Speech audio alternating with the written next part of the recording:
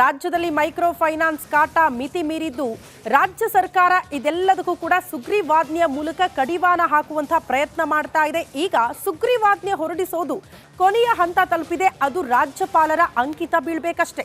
ರಾಜ್ಯಪಾಲರು ಇವತ್ತು ಅಂಕಿತ ಹಾಕೋ ಸಾಧ್ಯತೆ ಇದೆಯಂತೆ. ಈ ಕುರಿತ ಒಂದು ರಿಪೋರ್ಟ್ ಇಲ್ಲಿದೆ ನೋಡಿ.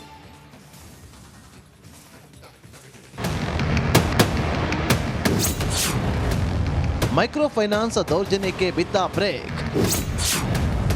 ಸುಗ್ರೀವಾಜ್ಞೆಗೆ ಅಂಕಿತ ಹಾಕಿದ ರಾಜ್ಯಪಾಲರು.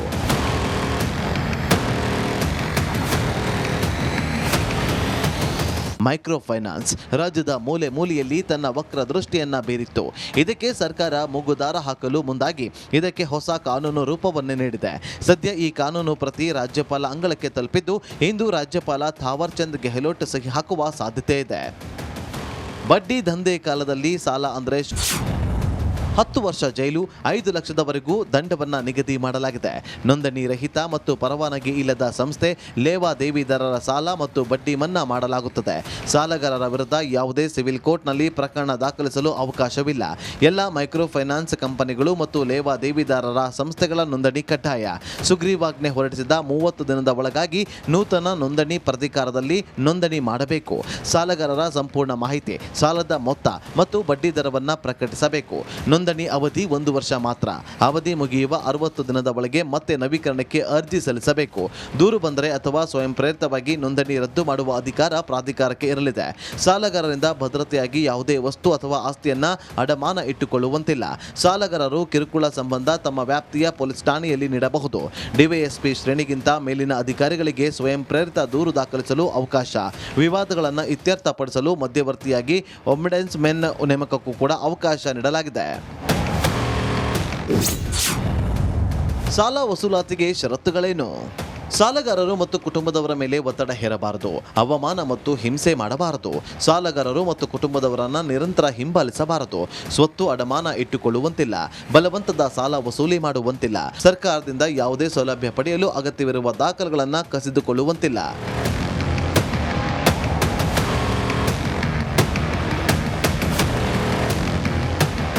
ಮೈಕ್ರೋ ಫೈನಾನ್ಸ್ ಕಂಪನಿಗಳ ದೌರ್ಜನ್ಯದಿಂದ ಸಾಲಗಾರರಿಗೆ ರಕ್ಷಣೆ ಕೊಡುವ ಸಂಬಂಧ ಸುಗ್ರೀವಾಜ್ಞೆ ಮೂಲಕ ಹೊಸ ಕಾನೂನು ಜಾರಿಗೆ ಕೊನೆಗೂ ರಾಜ್ಯ ಸರ್ಕಾರ ಒಪ್ಪಿಗೆ ನೀಡಿದ್ದು ರಾಜ್ಯಪಾಲರ ಅಂಕಿತ ಒಂದೇ ಬಾಕಿ ಇದೆ. Bureau report, republic Kannada. ರಾಜ್ಯದಲ್ಲಿ ಮೈಕ್ರೋ ಫೈನಾನ್ಸ್ ಕಾಟ ಮಿತಿ ಮೀರಿದ್ದು ರಾಜ್ಯ ಸರ್ಕಾರ ಇದೆಲ್ಲದಕ್ಕೂ ಕೂಡ ಸುಗ್ರೀವಾಜ್ಞೆಯ ಮೂಲಕ ಕಡಿವಾಣ ಹಾಕುವಂತ ಪ್ರಯತ್ನ ಮಾಡ್ತಾ ಇದೆ. ಈಗ ಸುಗ್ರೀವಾಜ್ಞೆ ಹೊರಡಿಸೋದು ಕೊನೆಯ ಹಂತ ತಲುಪಿದೆ. ಅದು ರಾಜ್ಯಪಾಲರ ಅಂಕಿತ ಬೀಳಬೇಕಷ್ಟೇ. ರಾಜ್ಯಪಾಲರು ಇವತ್ತು ಅಂಕಿತ ಹಾಕೋ ಸಾಧ್ಯತೆ ಇದೆಯಂತೆ. ಈ ಕುರಿತ ಒಂದು ರಿಪೋರ್ಟ್ ಇಲ್ಲಿದೆ ನೋಡಿ.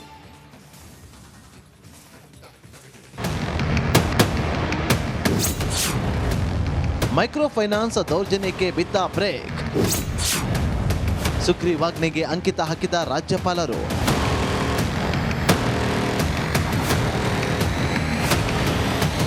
ಮೈಕ್ರೋ ಫೈನಾನ್ಸ್ ರಾಜ್ಯದ ಮೂಲೆ ಮೂಲೆಯಲ್ಲಿ ತನ್ನ ವಕ್ರ ದೃಷ್ಟಿಯನ್ನ ಬೀರಿತ್ತು. ಇದಕ್ಕೆ ಸರ್ಕಾರ ಮೂಗುದಾರ ಹಾಕಲು ಮುಂದಾಗಿ ಇದಕ್ಕೆ ಹೊಸ ಕಾನೂನು ರೂಪವನ್ನು ನೀಡಿದೆ. ಸದ್ಯ ಈ ಕಾನೂನು ಪ್ರತಿ ರಾಜ್ಯಪಾಲ ಅಂಗಳಕ್ಕೆ ತಲುಪಿದ್ದು ಇಂದು ರಾಜ್ಯಪಾಲ ಥಾವರ್ ಚಂದ್ ಗೆಹ್ಲೋಟ್ ಸಹಿ ಹಾಕುವ ಸಾಧ್ಯತೆ ಇದೆ. ಬಡ್ಡಿ ದಂಧೆ ಕಾಲದಲ್ಲಿ ಸಾಲ ಅಂದ್ರೆ 10 ವರ್ಷ ಜೈಲು, 5 ಲಕ್ಷದವರೆಗೂ ದಂಡವನ್ನು ನಿಗದಿ ಮಾಡಲಾಗಿದೆ. ನೋಂದಣಿ ರಹಿತ ಮತ್ತು ಪರವಾನಗಿ ಇಲ್ಲದ ಸಂಸ್ಥೆ, ಲೇವಾದೇವಿದಾರರ ಸಾಲ ಮತ್ತು ಬಡ್ಡಿ ಮನ್ನಾ ಮಾಡಲಾಗುತ್ತದೆ. ಸಾಲಗಾರರ ವಿರುದ್ಧ ಯಾವುದೇ ಸಿವಿಲ್ ಕೋರ್ಟ್ನಲ್ಲಿ ಪ್ರಕರಣ ದಾಖಲಿಸಲು ಅವಕಾಶವಿಲ್ಲ. ಎಲ್ಲ ಮೈಕ್ರೋ ಫೈನಾನ್ಸ್ ಕಂಪನಿಗಳು ಮತ್ತು ಲೇವಾದೇವಿದಾರರ ಸಂಸ್ಥೆಗಳ ನೋಂದಣಿ ಕಡ್ಡಾಯ. ಸುಗ್ರೀವಾಜ್ಞೆ ಹೊರಡಿಸಿದ 30 ದಿನದ ಒಳಗಾಗಿ ನೂತನ ನೋಂದಣಿ ಪ್ರಾಧಿಕಾರದಲ್ಲಿ ನೋಂದಣಿ ಮಾಡಬೇಕು. ಸಾಲಗಾರರ ಸಂಪೂರ್ಣ ಮಾಹಿತಿ, ಸಾಲದ ಮೊತ್ತ ಮತ್ತು ಬಡ್ಡಿ ದರವನ್ನು ಪ್ರಕಟಿಸಬೇಕು. ನೋಂದಣಿ ಅವಧಿ 1 ವರ್ಷ ಮಾತ್ರ. ಅವಧಿ ಮುಗಿಯುವ 60 ದಿನದ ಒಳಗೆ ಮತ್ತೆ ನವೀಕರಣಕ್ಕೆ ಅರ್ಜಿ ಸಲ್ಲಿಸಬೇಕು. ದೂರು ಬಂದರೆ ಅಥವಾ ಸ್ವಯಂ ಪ್ರೇರಿತವಾಗಿ ನೋಂದಣಿ ರದ್ದು ಮಾಡುವ ಅಧಿಕಾರ ಪ್ರಾಧಿಕಾರಕ್ಕೆ ಇರಲಿದೆ. ಸಾಲಗಾರರಿಂದ ಭದ್ರತೆಯಾಗಿ ಯಾವುದೇ ವಸ್ತು ಅಥವಾ ಆಸ್ತಿಯನ್ನ ಅಡಮಾನ ಇಟ್ಟುಕೊಳ್ಳುವಂತಿಲ್ಲ. ಸಾಲಗಾರರು ಕಿರುಕುಳ ಸಂಬಂಧ ತಮ್ಮ ವ್ಯಾಪ್ತಿಯ ಪೊಲೀಸ್ ಠಾಣೆಯಲ್ಲಿ ನೀಡಬಹುದು. ಡಿವೈಎಸ್ಪಿ ಶ್ರೇಣಿಗಿಂತ ಮೇಲಿನ ಅಧಿಕಾರಿಗಳಿಗೆ ಸ್ವಯಂ ಪ್ರೇರಿತ ದೂರು ದಾಖಲಿಸಲು ಅವಕಾಶ. ವಿವಾದಗಳನ್ನು ಇತ್ಯರ್ಥಪಡಿಸಲು ಮಧ್ಯವರ್ತಿಯಾಗಿ ಒಮ್ಬುಡ್ಸ್ಮನ್ ನೇಮಕಕ್ಕೂ ಕೂಡ ಅವಕಾಶ ನೀಡಲಾಗಿದೆ. ಸಾಲ ವಸೂಲಾತಿಗೆ ಷರತ್ತುಗಳೇನು? ಸಾಲಗಾರರು ಮತ್ತು ಕುಟುಂಬದವರ ಮೇಲೆ ಒತ್ತಡ ಹೇರಬಾರದು, ಅವಮಾನ ಮತ್ತು ಹಿಂಸೆ ಮಾಡಬಾರದು. ಸಾಲಗಾರರು ಮತ್ತು ಕುಟುಂಬದವರನ್ನ ನಿರಂತರ ಹಿಂಬಾಲಿಸಬಾರದು. ಸ್ವತ್ತು ಅಡಮಾನ ಇಟ್ಟುಕೊಳ್ಳುವಂತಿಲ್ಲ, ಬಲವಂತದ ಸಾಲ ವಸೂಲಿ ಮಾಡುವಂತಿಲ್ಲ. ಸರ್ಕಾರದಿಂದ ಯಾವುದೇ ಸೌಲಭ್ಯ ಪಡೆಯಲು ಅಗತ್ಯವಿರುವ ದಾಖಲೆಗಳನ್ನು ಕಸಿದುಕೊಳ್ಳುವಂತಿಲ್ಲ.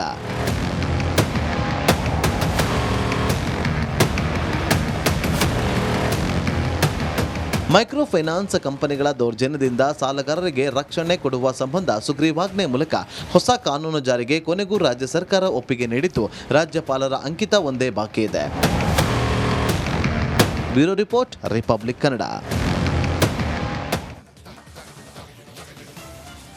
ರಾಜ್ಯದಲ್ಲಿ ಮೈಕ್ರೋ ಫೈನಾನ್ಸ್ ಕಾಟ ಮಿತಿ ಮೀರಿದ್ದು, ರಾಜ್ಯ ಸರ್ಕಾರ ಇದೆಲ್ಲದಕ್ಕೂ ಕೂಡ ಸುಗ್ರೀವಾಜ್ಞೆಯ ಮೂಲಕ ಕಡಿವಾಣ ಹಾಕುವಂತಹ ಪ್ರಯತ್ನ ಮಾಡ್ತಾ ಇದೆ. ಈಗ ಸುಗ್ರೀವಾಜ್ಞೆ ಹೊರಡಿಸೋದು ಕೊನೆಯ ಹಂತ ತಲುಪಿದೆ. ಅದು ರಾಜ್ಯಪಾಲರ ಅಂಕಿತ ಬೀಳ್ಬೇಕಷ್ಟೇ. ರಾಜ್ಯಪಾಲರು ಇವತ್ತು ಅಂಕಿತ ಹಾಕೋ ಸಾಧ್ಯತೆ ಇದೆಯಂತೆ. ಈ ಕುರಿತ ಒಂದು ರಿಪೋರ್ಟ್ ಇಲ್ಲಿದೆ ನೋಡಿ.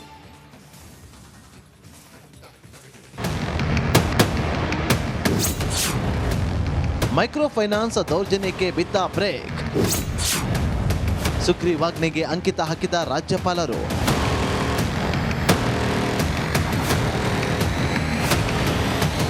ಮೈಕ್ರೋ ಫೈನಾನ್ಸ್ ರಾಜ್ಯದ ಮೂಲೆ ಮೂಲೆಯಲ್ಲಿ ತನ್ನ ವಕ್ರ ದೃಷ್ಟಿಯನ್ನ ಬೀರಿತ್ತು. ಇದಕ್ಕೆ ಸರ್ಕಾರ ಮೂಗುದಾರ ಹಾಕಲು ಮುಂದಾಗಿ ಇದಕ್ಕೆ ಹೊಸ ಕಾನೂನು ರೂಪವನ್ನೇ ನೀಡಿದೆ. ಸದ್ಯ ಈ ಕಾನೂನು ಪ್ರತಿ ರಾಜ್ಯಪಾಲ ಅಂಗಳಕ್ಕೆ ತಲುಪಿದ್ದು, ಇಂದು ರಾಜ್ಯಪಾಲ ಥಾವರ್ ಚಂದ್ ಗೆಹ್ಲೋಟ್ ಸಹಿ ಹಾಕುವ ಸಾಧ್ಯತೆ ಇದೆ. ಬಡ್ಡಿ ದಂಧೆ ಕಾಲದಲ್ಲಿ ಸಾಲ ಅಂದ್ರೆ 10 ವರ್ಷ ಜೈಲು, 5 ಲಕ್ಷದವರೆಗೂ ದಂಡವನ್ನು ನಿಗದಿ ಮಾಡಲಾಗಿದೆ. ನೋಂದಣಿ ರಹಿತ ಮತ್ತು ಪರವಾನಗಿ ಇಲ್ಲದ ಸಂಸ್ಥೆ, ಲೇವಾದೇವಿದಾರರ ಸಾಲ ಮತ್ತು ಬಡ್ಡಿ ಮನ್ನಾ ಮಾಡಲಾಗುತ್ತದೆ. ಸಾಲಗಾರರ ವಿರುದ್ಧ ಯಾವುದೇ ಸಿವಿಲ್ ಕೋರ್ಟ್ನಲ್ಲಿ ಪ್ರಕರಣ ದಾಖಲಿಸಲು ಅವಕಾಶವಿಲ್ಲ. ಎಲ್ಲ ಮೈಕ್ರೋ ಫೈನಾನ್ಸ್ ಕಂಪನಿಗಳು ಮತ್ತು ಲೇವಾದೇವಿದಾರರ ಸಂಸ್ಥೆಗಳ ನೋಂದಣಿ ಕಡ್ಡಾಯ. ಸುಗ್ರೀವಾಜ್ಞೆ ಹೊರಡಿಸಿದ 30 ದಿನದ ಒಳಗಾಗಿ ನೂತನ ನೋಂದಣಿ ಪ್ರಾಧಿಕಾರದಲ್ಲಿ ನೋಂದಣಿ ಮಾಡಬೇಕು. ಸಾಲಗಾರರ ಸಂಪೂರ್ಣ ಮಾಹಿತಿ, ಸಾಲದ ಮೊತ್ತ ಮತ್ತು ಬಡ್ಡಿ ದರವನ್ನು ಪ್ರಕಟಿಸಬೇಕು. ನೋಂದಣಿ ಅವಧಿ 1 ವರ್ಷ ಮಾತ್ರ. ಅವಧಿ ಮುಗಿಯುವ 60 ದಿನದ ಒಳಗೆ ಮತ್ತೆ ನವೀಕರಣಕ್ಕೆ ಅರ್ಜಿ ಸಲ್ಲಿಸಬೇಕು. ದೂರು ಬಂದರೆ ಅಥವಾ ಸ್ವಯಂ ಪ್ರೇರಿತವಾಗಿ ನೋಂದಣಿ ರದ್ದು ಮಾಡುವ ಅಧಿಕಾರ ಪ್ರಾಧಿಕಾರಕ್ಕೆ ಇರಲಿದೆ. ಸಾಲಗಾರರಿಂದ ಭದ್ರತೆಯಾಗಿ ಯಾವುದೇ ವಸ್ತು ಅಥವಾ ಆಸ್ತಿಯನ್ನ ಅಡಮಾನ ಇಟ್ಟುಕೊಳ್ಳುವಂತಿಲ್ಲ. ಸಾಲಗಾರರು ಕಿರುಕುಳ ಸಂಬಂಧ ತಮ್ಮ ವ್ಯಾಪ್ತಿಯ ಪೊಲೀಸ್ ಠಾಣೆಯಲ್ಲಿ ನೀಡಬಹುದು. ಡಿವೈಎಸ್ಪಿ ಶ್ರೇಣಿಗಿಂತ ಮೇಲಿನ ಅಧಿಕಾರಿಗಳಿಗೆ ಸ್ವಯಂ ಪ್ರೇರಿತ ದೂರು ದಾಖಲಿಸಲು ಅವಕಾಶ. ವಿವಾದಗಳನ್ನು ಇತ್ಯರ್ಥಪಡಿಸಲು ಮಧ್ಯವರ್ತಿಯಾಗಿ ಒಮ್ಬುಡ್ಸ್ಮನ್ ನೇಮಕಕ್ಕೂ ಕೂಡ ಅವಕಾಶ ನೀಡಲಾಗಿದೆ. ಸಾಲ ವಸೂಲಾತಿಗೆ ಷರತ್ತುಗಳೇನು? ಸಾಲಗಾರರು ಮತ್ತು ಕುಟುಂಬದವರ ಮೇಲೆ ಒತ್ತಡ ಹೇರಬಾರದು, ಅವಮಾನ ಮತ್ತು ಹಿಂಸೆ ಮಾಡಬಾರದು. ಸಾಲಗಾರರು ಮತ್ತು ಕುಟುಂಬದವರನ್ನ ನಿರಂತರ ಹಿಂಬಾಲಿಸಬಾರದು. ಸ್ವತ್ತು ಅಡಮಾನ ಇಟ್ಟುಕೊಳ್ಳುವಂತಿಲ್ಲ, ಬಲವಂತದ ಸಾಲ ವಸೂಲಿ ಮಾಡುವಂತಿಲ್ಲ. ಸರ್ಕಾರದಿಂದ ಯಾವುದೇ ಸೌಲಭ್ಯ ಪಡೆಯಲು ಅಗತ್ಯವಿರುವ ದಾಖಲೆಗಳನ್ನು ಕಸಿದುಕೊಳ್ಳುವಂತಿಲ್ಲ.